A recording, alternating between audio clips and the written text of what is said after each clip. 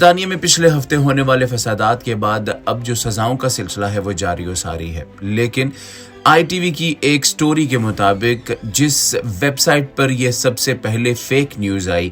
جس نے یہ کلیم کیا کہ جو شخص جس نے 3 بچیوں کو ہلاک کیا ہے وہ ایک امیگرنٹ ہے، وہ MI6 کی واچ لسٹ پر ہے اور وہ مسلم ہے، اب اس کے جو تانے بانے ہیں وہ پاکستان سے جڑ رہے ہیں۔ آئی ٹی وی کی سٹوری کے مطابق فرحان آصف نامی شخص جو کہ لاہور کے بحریہ ٹاؤن میں رہتا ہے، اس شخص جو اون کرتا ہے اس ویب سائٹ کو اور اس جیسی کئی ویب سائٹس کو، چینل 3 اس کا نام ہے، اور اس سے پہلے اس نے فاکس 3 نیوز بنائی تھی، فاکس 7 نیوز بنائی تھی، جسے جو امریکن چینلز ہیں فاکس 3 اور فاکس 7 ان کی جانب سے اس کو کلیم کر کے اس کو ہٹوایا گیا تھا، اور اب چینل 3 ناؤ نام کی یہ جو ویب سائٹ ہے اس کو بھی جو ہے وہ ڈیلیٹ کر دیا گیا ہے۔ لیکن آئی ٹی وی کی رپورٹ کے مطابق جب انہوں نے اس شخص فرحان آصف سے بات کی تو اس کا کہنا تھا کہ اس جو آرٹیکل سے اس کا خود ڈائریکٹ کوئی تعلق نہیں ہے، وہ فری لانس جرنلسٹ ہے،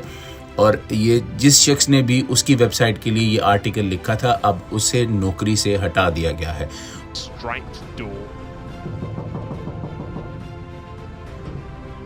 Emerging from behind it, السلام علیکم، فرحان آصف صاحب۔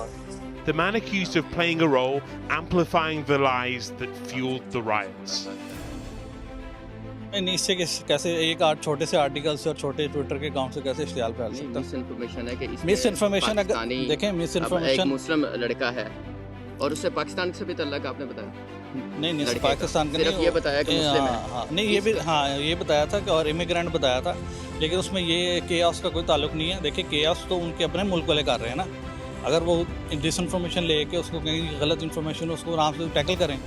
اور ان کا یہ بھی کہنا تھا کہ ایک چھوٹے سے ٹویٹ سے یا ایک چھوٹے سے آرٹیکل سے اتنا بڑا بوال کیسے کھڑا ہو سکتا ہے۔ یہ بوال ان کی ویب سائٹ سے نہیں بلکہ ان لوگوں نے کھڑا کیا ہے جو کہ ان تمام رائٹس میں ملوث تھے۔ حالانکہ آئی ٹی وی کے مطابق جو سب سے پہلا اکاؤنٹ تھا جس نے علی الشکاتی نام کی یہ جو ٹویٹ یا یہ جو نیوز آرٹیکل چھاپا تھا، وہ چینل 3 ناؤ کی جو ویب سائٹ تھی وہاں سے آیا تھا، اور اسے بہت سے لوگوں نے پھر آگے ری ٹویٹ بھی کیا اور اس کو سرکولیٹ کیا، جس کے بعد یہ اتنے بڑے دنگے فساد جو تھے وہ UK میں ہوئے۔ جب تک یہ نیوز ویب سائٹ موجود رہی تب انہوں نے نہ صرف اس ٹویٹ کو بھی ڈیلیٹ کیا، اس آرٹیکل کو ڈیلیٹ کیا، بلکہ باقاعدہ طور پر معافی بھی مانگی تھی، لیکن تب تک یہ نیوز جو تھی، یہ جو فیک نیوز تھی، یہ سرکولیٹ کر چکی تھی، اور پھر اس کی وجہ سے بہت سے دنگے اور فسادات ہوئے۔ تو آئی ٹی وی کی یہ جو سٹوری ہے، اب اس کے جو تانے بانے ہیں وہ جا کے پاکستان سے ملے ہیں۔ اب اس حوالے سے مزید کیا ہوتا ہے، کیا فرحان آصف کو غلط انفارمیشن پھیلانے پہ گرفتار کیا جاتا ہے یا ان کو کوئی سزا دی جاتی ہے، اس حوالے سے اب ہمیں مزید دیکھنا پڑے گا۔